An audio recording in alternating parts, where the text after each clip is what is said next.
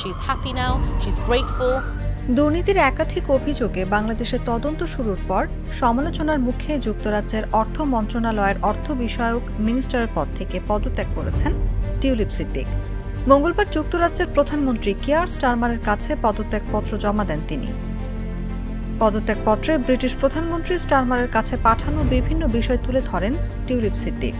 চিঠিতে তার উপর আস্থা রাখায় প্রধানমন্ত্রীকে ধন্যবাদ জানিয়ে টিউলিপ লিখেছেন, তার বিরুদ্ধে ওঠা অভিযোগ তদন্ত করে দেখার যে আহ্বান জানিয়েছিলেন তাতে তাৎক্ষণিক সাড়া দেওয়ার ইন্ডিপেন্ডেন্ট এথিক্স অ্যাডভাইজার স্যার লাউরি ম্যাগনাসের প্রতি কৃতজ্ঞ তিনি।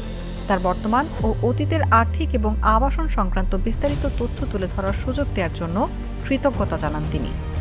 এদিকে পদত্যাগপত্র গ্রহণ করে মন্ত্রীর দায়িত্ব পালনের জন্য টিউলিপকে চিঠি দিয়ে ধন্যবাদ জানান স্টারমার।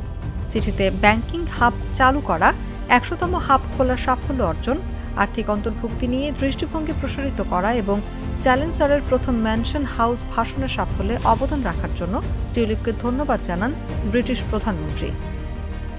এছাড়াও চিঠিতে তিনি স্পষ্ট করেন, স্যার লাউরি ম্যাগনাস স্বাধীন উপদেষ্টা হিসেবে নিশ্চিত করেছেন টিউলিপের বিরুদ্ধে মন্ত্রিসভার আচরণবিধি লঙ্ঘন এবং কোনো আর্থিক অনিয়মের প্রমাণ পাওয়া যায়নি।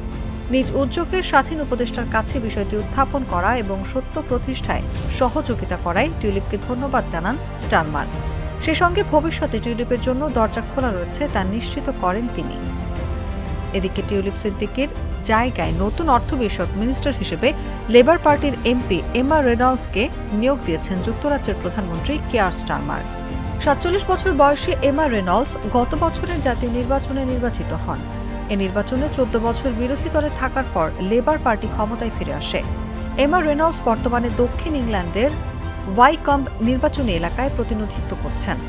এর আগে তিনি ২০১০ থেকে ২০১৯ সালের মধ্যে মধ্য ইংল্যান্ডের বিভিন্ন আসন থেকে নির্বাচন করে আইন প্রণেতা হিসেবে দায়িত্ব পালন করেছেন।